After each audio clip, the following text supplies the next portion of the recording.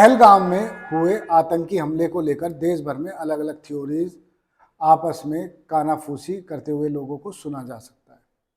लोग एकजुटता दिखा रहे हैं, विरोध कर रहे हैं, चाहे हिंदू हो या मुसलमान, सब ने एकता की एक मिसाल पेश कर दी है। लेकिन टीवी चैनल अभी भी मुद्दे को हिंदू और मुसलमान बनाने में जुटे हैं। नमस्कार, मैं हूं मोहम्मद इमरान और आप देख रहे हैं जय हिंद जनाब। बात कर रहे हैं हम पहलगाम में हुए आतंकी हमले की, जिसमें 26 लोगों ने जान गंवा दी। सीधे कहा गया कि मजहब पूछकर लोगों को गोली मारी गई और ये भी कहा गया कि जाओ अपने प्रधानमंत्री को बता देना। गंभीर विषय है।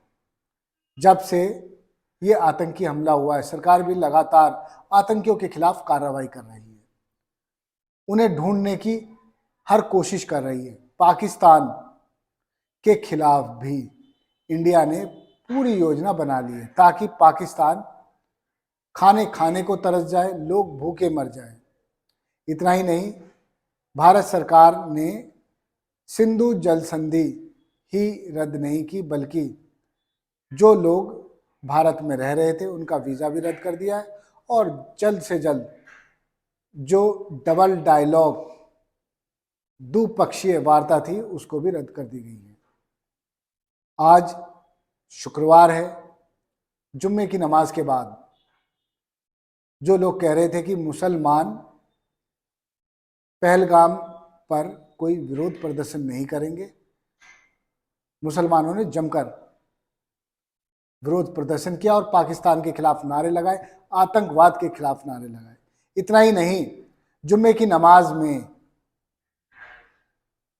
दुआएं भी मांगी गई आतंकियों के खात्मे के लिए। तो फिर आप कैसे कह सकते हैं कि मुसलमान इस घिनौनी, इंसानियत को शर्मसार कर देने वाली वारदात हमले के खिलाफ नहीं है? चैनल जो सवाल सरकार से पूछने चाहिए वो पूछ नहीं रहे, बस एक ही माहौल बना रहे हैं, किसी तरह से देश में सांप्रदायिकता भड़क जाए।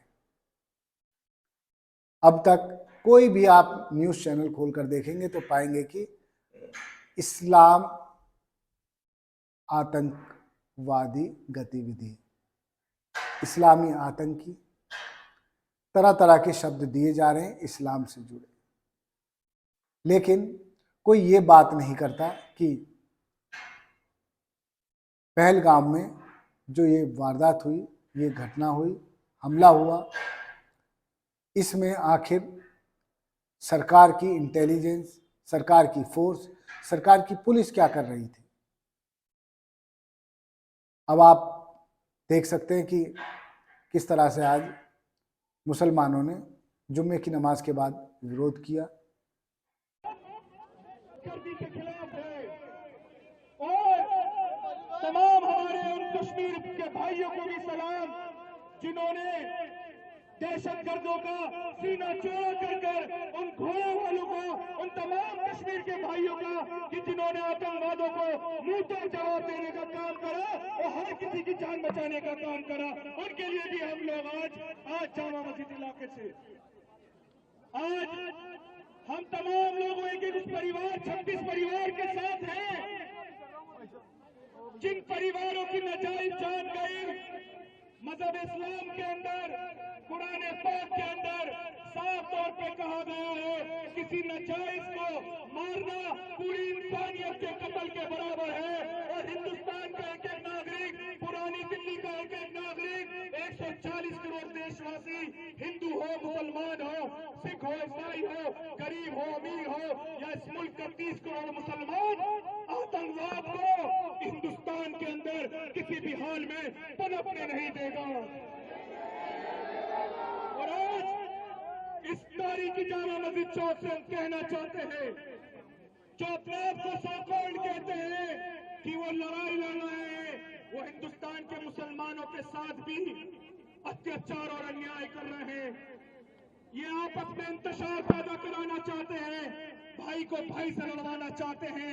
इस मुल्क में आज से 75 साल पहले हिंदू और मुसलमान ने इस मुल्क की आजादी के लिए लड़ाई लड़ी थी, मगर आज इस शौक से कहा जाता है अब ये लड़ाई हिंदू और मुसलमान, सिख और ईसाई आतंकवाद के खिलाफ सीना चौड़ा करके इस लड़ाई को लड़ेगा।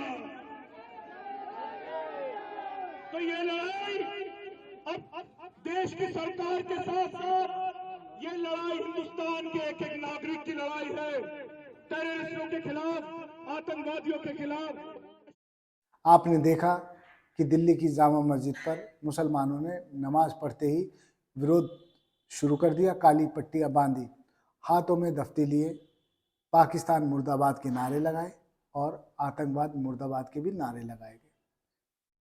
भोपाल में, इंदौर में, लखनऊ में, तमाम बड़े शहरों में मुसलमानों ने एकजुटता दिखाई और आतंकवाद के खिलाफ एक कड़ा संदेश दिया।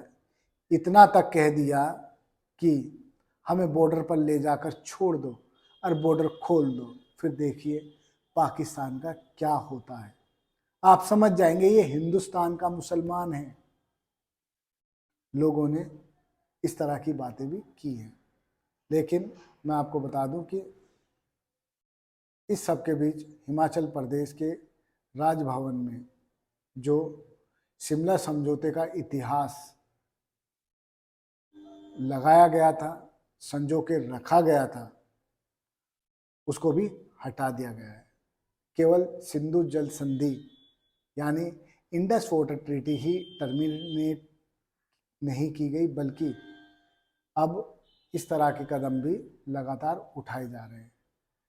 मुसलमानों का कहना है कि हम देश के लिए मर मिटेंगे। इतना ही नहीं, उन्होंने कश्मीर के पहलगाम पर हमला ही नहीं बताया इसको कहा ये देश पर हमला है, इंसानियत पर हमला है। लेकिन मुसलमान तो विरोध प्रदर्शन कर रहा है, हिंदू संगठन भी कर रहे हैं, आम जनता भी कर रही है, लेकिन सरकार की एजेंसियां क्या कर रही थी, मेरा फिर वही सवाल है। आप व्हाट्सएप यूनिवर्सिटी से बाहर आएंगे तो आपको सच्चाई का आभास होने लगेगा। व्हाट्सएप पर तरह तरह के मैसेज वायरल किए जा रहे हैं, इंस्टाग्राम, फेसबुक, ट्विटर, सभी पर एक तरह के संदेश, एक तरह का प्रोपेगेंडा भी चल रहा है। तो ऐसे में सवाल ये है, क्या भारत पाकिस्तान को मुंह तोड़ जवाब देने जा रहा है, या देश में ही आपस में हिंदू मुसलमान करके टीवी चैनल यही माहौल बनाने में लगे हुए हैं, लेकिन वो सवाल नहीं उठा पा रहे जो लाजमी है। जहां इतनी भारी संख्या में पर्यटक जा रहे हैं वहाँ सुरक्षा नहीं। मैं आपको बता दूं कि कश्मीर मैं भी गया था, पहलगाम भी गया था। मैंने वहाँ पाया था चप्पे चप्पे पर आर्मी के जवान थे। ठीक उसी तरह श्रीनगर में भी चप्पे चप्पे पर आर्मी के जवान थे, और जिस वक्त हम अपनी गाड़ी लेकर जा रहे थे तो आर्मी के कॉन्वॉय कई बार हमें पास कर के आगे बढ़ते हुए दिखाई दिए। जिस वक्त आर्मी का कॉन्वॉय आता है तो जो लोकल की या फिर किसी भी बाहर के व्यक्ति की गाड़ी होती है उसको सड़क के किनारे रुकवा दिया जाता है। सुरक्षा इतनी कैडी, लेकिन हमला इतना आसान। खैर, प्रधानमंत्री नरेंद्र मोदी कह चुके हैं कि इन लोगों को मुंह तोड़ जवाब दिया जाएगा। ऐसा जवाब देंगे कि इन्होंने सोचा भी नहीं होगा। खैर, ये बातें तो प्रधानमंत्री ने बिहार की एक रैली में कही हैं, मगर ऑफिशियल तौर पर ना तो प्रधानमंत्री और ना ही गृह मंत्री ने इस संबंध में कोई स्टेटमेंट दिया है। धन्यवाद। आप देखते रहिए जय हिंद जनाब। चैनल को लाइक और सब्सक्राइब करना ना भूलें। जय हिंद।